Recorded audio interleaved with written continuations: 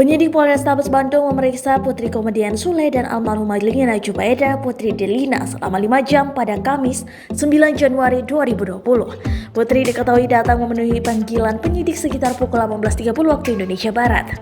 Kemudian ia terlihat keluar dari gedung Satreskrim Polrestabes Bandung pukul 23.40 waktu Indonesia Barat. Namun dikutip dari tribunnews.com, ditemani 2 orang perempuan berkerudung dan 2 orang pria, Putri tidak memberikan pernyataan sedikit pun perihal proses pemeriksaan yang telah dijalaninya. Terlihat lelah, Putri hanya melemparkan senyuman saat ditanya seputar pemeriksaan oleh awak media. Nanti saja ya, kasihan sudah kecapean dari tadi pagi belum istirahat, kata Aris, salah satu rekan Putri. Suami Lina Jubaida, Teddy Pardiana, yang juga datang untuk menjalani pemeriksaan di Polrestabes Bandung pun mengatakan hal serupa.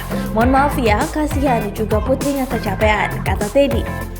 Tetapi salah satu penyidik menyebutkan Putri ditanyai banyak pertanyaan seputar kematian Lina Jubaida. Yang ditanyakan banyaklah terkait saat kematian dia ada di rumahnya itu. Ujar seorang penyidik saat ditanya soal beberapa pertanyaan yang diajukan kepada Putri. Pemeriksaan Putri adalah kelanjutan dari upaya kepolisian mencari kebenaran dari peristiwa kematian Lina Jubaida. Pasalnya anak sulung Lina dan Sule, Rizky Fadian, melaporkan dugaan kejanggalan dan kematian ibunya pada Januari 2020.